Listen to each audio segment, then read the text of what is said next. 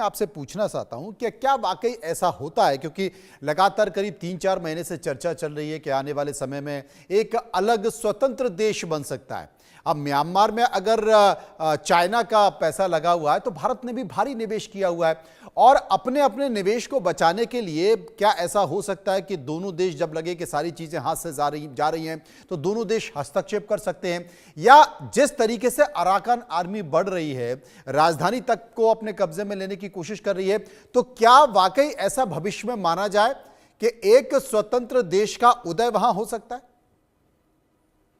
इसमें दो राय नहीं है कि ये चांसेस हैं, पर मेरे ख्याल से ये चांसेस चाइना होने नहीं देगा, स्वतंत्र राज नहीं बनाने देगा, क्योंकि फिर उसके पास में प्रॉब्लम इंक्रीज हो जाएंगी। तो वो ये होने नहीं देगा। पर ये इसके बड़े जैसे कि इंडिपेंडेंस की मूवमेंट चल रही है, जैसे हमारे देश में भी कई राज्य हैं, कई लोग हैं, एथनिक ग्रुप्स हैं, वो यही ख्याल रखते हैं, तो इस तरीके से वहां पे भी है। पर मेरे अगले जब 4 या 5 साल के अंदर आप देखेंगे स्थिति जिस तरीके से बदलेगी। अभी तो हमको वेट करना है अमेरिका क्या स्थिति को किस तरीके से वो या एग्जिट करता है या अपना ग्रिप को बहुत और स्ट्रॉन्ग करता है। ये हमको देखना पड़ेगा कि क्या होगा, क्योंकि अभी अमेरिका इंटरेस्टेड है बांग्लादेश के एरिया के अंदर, श्रीलंका के एरिया के अंदर, और चाइना को कंट्रोल करना है बे ऑफ बंगाल के अंदर। किस तरीके से चाइना अपने अलग से प्रोजेक्ट चला रहा है जो थ्रू थाईलैंड वगैरह कैनाल बना के to enter Bay of Bengal, ताकि वो मलक्का आइलैंड जो मतलब स्टेट है उसको अवॉइड कर सके।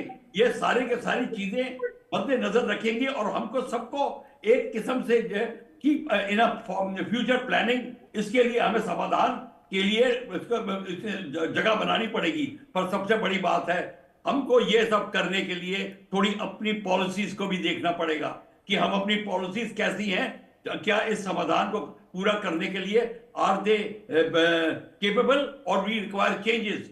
मेरे को लगता है हमको अपनी ईस्टर्न पॉलिसीज में बड़े चेंजेस लाने पड़ेंगे। Deployment of forces, relationship between the things, ये भारत के लिए बहुत बड़ी भूमिका होगी अदा करने के लिए। हम सिर्फ हार की बात नहीं करेंगे, क्योंकि ultimately we are going to be the biggest losers. अगर कुछ भी वहां पे हो जाएगा हमको वो देखना पड़ेगा। तो एट द मोमेंट हमें अब अमेरिका को देखना है कि वो किस तरीके से अपना इंटरेस्ट दिखा रहे हैं। हमारे को इसलिए अमेरिका और भारत का जो रिलेशनशिप है आप नोटिस करेंगे उसमें अब काफी थॉ हो रहा है, और चाइना ने भी भारत की तरफ काफी ओपन आर्म पॉलिसी दिखानी शुरू कर दी है। नॉर्थ ईस्ट तो खाली कर रहे हैं, क्योंकि उनको पता है कि हमारे जो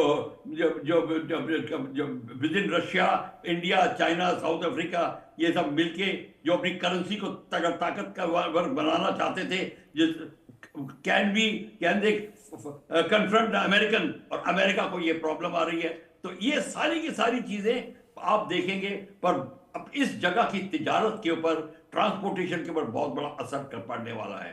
अगर स्थिति और बिगड़ी तो ट्रेड एटसेट्रा सबके ऊपर बहुत असर पड़ेगा, और everybody will be very worried about it. ये वाकई चिंता का विषय है। नीरज राजपूत मेरे साथ मौजूद हैं। नीरज साहब, वैसे तो अब उस तरीके से जैसे यूक्रेन और रशिया में युद्ध हो रहा है, वैसे युद्ध तो शायद मुश्किल है, लेकिन आजकल तो जो युद्ध है वो ट्रेड के जरिए, ट्रेड भी एक युद्ध है, वो भी एक लड़ाई है।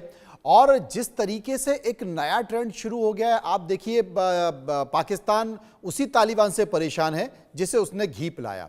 अब ठीक बांग्लादेश भी क्या कर रहा है, अब रखाइन में जिस तरीके से अराकान आर्मी है, यह अराकान आर्मी 2021 में भारत के लिए भी परेशानी बन चुका था, आज वो चाइना के लिए परेशानी बना हुआ है, वो उसके तमाम प्रतिष्ठानों पर कब्जा करने की तैयारी कर रहा है, लेकिन 2021 में यह भारत के लिए परेशानी बन गया था। अब यही अराकान आर्मी बांग्लादेश में घुस गया, वहां जाके परेशानी बन गया। बांग्लादेश ने उससे बचने के लिए क्या किया, रोहिंग्या की एक टीम खड़ी कर दी, तो वो उनसे लड़ा रहे। ये जो छोटे छोटे गुट बन रहे हैं, आगे जाके ये, क्योंकि ये तो पैसे पे खेलते हैं, इनको आप रसद देते रहो, हथियार देता रहो, पैसे देते रहो, तो ये अपना वजूद बचाने के लिए आपके लिए लड़ाई लड़ेंगे। लेकिन ये अनगाइडेड मिसाइल है, ये कहीं भी किसी के ऊपर घुस सकते हैं, घूम सकते हैं। तो ये परेशानी भारत के लिए भी है, बांग्लादेश के लिए भी, पाकिस्तान के लिए भी है, और चाइना के लिए भी है। हाँ, बिल्कुल ठीक कहा आपने। देखिए मनोज, अभी इस वक्त क्या हो रहा है पूरी दुनिया में, जैसे बख्शी साहब भी कह रहे थे, जियो पॉलिटिक्स जो है बहुत तेजी से बदल रहा है। हमने देखा रशिया यूक्रेन वॉर में किसी ने क्या ये एक्सपेक्ट किया था कि अमेरिका और रशिया हाथ मिला लेंगे कभी? जो दोनों कट्टर दुश्मन रहे हैं पिछले 50 60 70 साल से, द्वितीय विश्व युद्ध के बाद से, कोल्ड वॉर के बाद से, दोनों एक ही प्लेटफॉर्म पर आ जाएंगे और यूरोप के अगेंस्ट हो जाएंगे, नाटो के निकलने की बात हो जाएगी। तो ये बहुत ही अनएक्सपेक्टेड है। चाइना का राइज जिस तरह से हुआ है, चाइना नहीं चाहता है कि किसी भी तरह से भारत जो है एक रीजनल सुपर पावर के तौर पर उभरकर सामने आए, एशिया में उभरकर सामने आए हैं। बढ़ती हुई हमारी अर्थव्यवस्था जो है, उसमें हम लोग देख रहे हैं कि आज कल ही रिपोर्ट आ रही थी कि जापान भी शायद पीछे हो गया है उसमें, इकोनॉमी में हमारी। तो ये चाइना चाहता नहीं, और इसलिए चाइना ने कोशिश करी 50 60 70 के दशक में भी उन्होंने ऐसे ही किया था, नागालैंड में ऐसे ही किया था, मणिपुर में उन्होंने ऐसे ही किया था। अब इन्होंने जो ये रखाइन प्रोविंस में अराकान आर्मी को किया, और बिल्कुल ठीक कहा आपने कि 3 4 साल पहले इन्होंने बहुत परेशान करने की कोशिश की और किसी तरह से कंटेन किया गया इस अराकान आर्मी को। और ये एक कह सकते हैं कि अनऑफिशियल एक एग्रीमेंट हो चुका है कि जो कलाडान प्रोजेक्ट जो भारत म्यांमार में शुरू कर रहा है, और उस पर काम भी चल रहा है, उस पर कोई अटैक नहीं करेगी अराकान आर्मी, नहीं करेगी उस पर।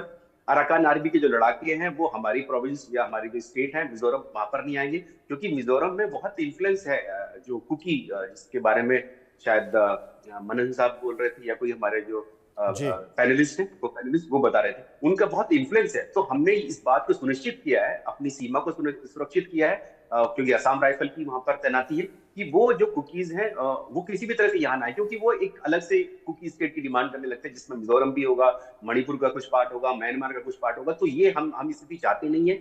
हमारे जो नेशनल सिक्योरिटी एडवाइजर हैं एनएससी अजीत डोवाल, उन्होंने कई बार इसीलिए म्यांमार की विजिट की और उन्होंने साफ कर दिया कि आप अराकान आर्मी के लिए कि आप कोई भी जो कर रहे हैं आप जुंटा के खिलाफ करिए, हमारे खिलाफ नहीं करेंगे। हमारी स्टेट में आप मिजोरम में नहीं आ सकते, एंटर आपका बिल्कुल यहाँ बंद है। अगर आपने कोशिश भी करी तो आपको जो है इसकी जवाबी कार्रवाई आपको मिलेगी। और इसीलिए ये जो चाइना जो है, आपको बता दूं मनोज, ये चाइना की ही उत्पाद किया हुआ है ये सारा। दरअसल वो क्या करता है, जितनी भी साउथ ईस्ट एशियन कंट्रीज है, थाईलैंड है, म्यांमार है, यहाँ पे ड्रग्स बहुत ज्यादा होती है, नार्कोटिक ड्रग्स बहुत होती है। तो चाइना सीधे, जो अभी ट्रंप ने कहा कि आपको ड्रग्स ट्रेड बंद करना पड़ेगा, ये दरअसल चाइना के लिए उन्होंने साफ तौर से कहा, क्योंकि चाइना के ही ये ड्रग्स जो है ये अमेरिका पहुंचता है, लेकिन वो चाइना के बॉर्डर से, चाइना के टेरिटरी से नहीं आता, वो म्यांमार की टेरिटरी से आता है, क्योंकि चाइना को पता है कि ये वाले जो प्रोविंस है, रखाइन है या कचिन प्रोविंस जो है, यहाँ पर जुंटा का कोई राज चलता नहीं है। तो वो इन विद्रोही ग्रुप के जरिए जो है इन ड्रग्स को जो है पूरा भेज देता है, अमेरिका भेजता है, मैक्सिको के जरिए भेजता है, जिसको लेकर परेशानी हो रही है। और इसका आप जानते ही हैं कि ड्रग्स से कितना ज्यादा फायदा होता है, और ये चाइना की कोशिश है। तो एक तीर से दो तीन निशाने बनाने की कोशिश है। ड्रग्स का ट्रेड चल रहा है, भारत को किसी तरह से अनस्टेबल किया जाए, भारत परेशान रहे उसमें, क्योंकि हम लोग देख रहे हैं मणिपुर में कुकी और मैतेई का जो संघर्ष पिछले 1.5 साल से चल रहा है। तो हम नहीं चाहते कि वो मिजोरम तक भी जाए और वहां पर भी किसी तरह से कुकी लैंड की वो डिमांड कर रहे हैं, हम नहीं चाहेंगे। और इसके लिए भारत जो है, भारत की सिक्योरिटी फोर्सेस, हमने देखा हमारे डीजीएमओ मणिपुर गए थे, इसी वजह से गए थे, म्यांमार सीमा को सुरक्षित करने के लिए, क्योंकि हमने वहां पर पूरी म्यांमार सीमा पर हम कटीली तार लगाने जा रहे हैं, फेंसिंग लगाने जा रहे हैं मनोज। जिस तरह से हम लोग बांग्लादेश की सीमा को सुरक्षित करते हैं और पाकिस्तान को करते हैं, जो फेंस होती है जिससे कि आप कोई घुसपैठ नहीं कर पाएंगे, क्योंकि वोलेटाइल हमारा जो है बॉर्डर है, बहुत ही पोरस बॉर्डर है, तो जिसमें आप कोशिश कर आप आसानी से जा सकते हैं। तो अब वहां पर फेंसिंग लग रही है। डीजीएमओ की मीटिंग हुई वहां पर, आसाम राइफल्स के अधिकारियों के साथ हुई वहां पर, जो क्योंकि अब राष्ट्रपति शासन लग चुका है, गवर्नर रूल वहां पर लग चुका है, तो वहां पर गवर्नर के साथ मीटिंग हुई। वो इसीलिए हुई कि इस जो म्यांमार से जुड़ा हुआ जो बॉर्डर है, इसको हमें सुरक्षित करना है, ताकि ये जो अगर हिंसा होती है, फैलती है रखाइन प्रोविंस की या दूसरे कचिन प्रोविंस से भी, तो ये हमारे जो क्षेत्र है इसमें किसी भी तरह से प्रभावित ना कर ना। मनन द्विवेदी मेरे साथ मौजूद है। मनन साहब, कोई किसी की मानने को तैयार नहीं है। यूक्रेन को पूरी दम के साथ मदद करने वाला अमेरिका था, लेकिन जब यूक्रेन के जेलेंस्की आए तो वो दो टूक ट्रंप को मुंह पर सुनाया और वापस चले गए। कोई भी किसी की मानने को तैयार नहीं है, और ये जो स्थिति है, ये जो सिचुएशन है, बड़ी अजीब सी हो गई है। जी बिल्कुल, यहाँ पर मैं कहना चाहूंगा, मैंने ट्रंप साहब पे 2 पुस्तकें लिखी हैं, तो उसका प्रोपोगेशन तो मैं नहीं कर रहा, पर फिर भी ये कहना चाहूंगा कि क्योंकि आपने यूक्रेन का युद्ध का जिक्र किया, तो उसमें ये देखा जाए कि जिस तरह की एक टर्म में हम लोग इजाद कर रहे हैं यहाँ पर, स्पैट डिप्लोमेसी, मतलब जो झड़प की जो डिप्लोमेसी है, झड़प की जो कूटनीति व्हाइट हाउस में हुई, उससे बहुत गलत सिग्नल जाता है विश्व के डिप्लोमेट्स के लिए या राष्ट्राध्यक्षों के लिए, गलत सिग्नल जाता है। और सबसे बड़ी बात यह है कि अमेरिका को अपने बूट्स ऑन ग्राउंड कहीं ना कहीं कभी ना कभी तो लगाने ही पड़ेंगे। पर जिस तरह की विड्रॉल की नीति ट्रंप साहब ने लगाई है विदेश नीति में और कूटनीति में, उसके चलते जेलेंस्की साहब को जो उनको बढ़ावा दिया गया, जो उनको जंप कराया गया एक दावानल में, एक अग्निकुंड में रशिया के अगेंस्ट, व्लादिमीर पुतिन को के अगेंस्ट, तो इस दावानल से, इस अग्निकुंड से बाहर निकालने का काम भी यूरोपियन यूनियन को ही करना है और अमेरिकी विदेश नीति अमेरिकन एस्टेब्लिशमेंट को ही करना है। तो कहीं ना कहीं बाइडेन और ट्रंप की जो इंटरनल राजनीति है उसमें फंसकर जेलेंस्की फंसकर रह गए हैं। एक बात तो मैं ये कहना चाहूंगा, और सबसे बड़ी बात है कि अमेरिका और ट्रंप साहब अभी तक साइलेंट हैं, कोई कैटेगोरिक स्टेटमेंट ये म्यांमार क्राइसिस की तरफ उनका नहीं आया है। और मुझे ऐसा लगता है कि अगर हम ये पूरा जो मुद्दा है अराकान आर्मी का और चाइना का, तो अगर हम इतिहास के पन्ने पलटे तो हम देख सकते हैं कि म्यांमार और चाइना के रिलेशंस कैसे कैसे थे। एक टर्म है पाउ खाओ, उसमें यह है कि जो किंग्समैनशिप होती है और जिस तरीके से एक एसिमेट्रिक रिलेशनशिप होती है दो राष्ट्रों में, तो इसको माना गया था 1950 में, और खाओ पाओ और एसिमेट्रिक रिलेशन को प्रीमाइस माना गया, बेस माना गया, फाउंडेशन माना गया चीन और म्यांमार के संबंधों में। और मैं बस 1 मिनट और लूंगा, मैं यहाँ पर ये समय का अभाव है मनन साहब, मैं माफी चाहता हूं आपसे क्योंकि समय पूरा हो चुका है। बहुत बहुत शुक्रिया करूंगा सभी लोगों का जो विस्तार से मेरे साथ इस विषय पर चर्चा कर रहे थे।